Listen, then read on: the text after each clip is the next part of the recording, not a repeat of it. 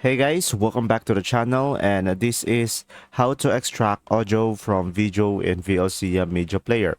So guys, first thing that you will do is open up the VLC onto your desktop, and from here just simply go ahead and go to media over here on the top left corner of the screen, and just simply go ahead and go to convert/save over here, and now just simply click on add over here, and now just simply select one video that you want to extract the audio with and click on open. And now from here guys, just simply go ahead and click on convert/save over here down below. And now on the profile over here, just simply select this one and go for audio mp3.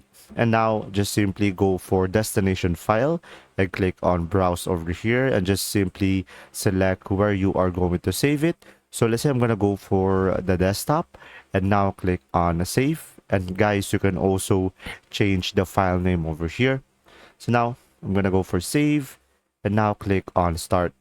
And from there, as you can see, it will ask us that if we would like to override the file. So I'm gonna go for keep existing file. Now guys, as you can see, it is on the desktop, and when we play on it, as you can see, it will be just an audio. And that's simply about it. If this video was helpful, please like and subscribe, and thanks for watching. See ya.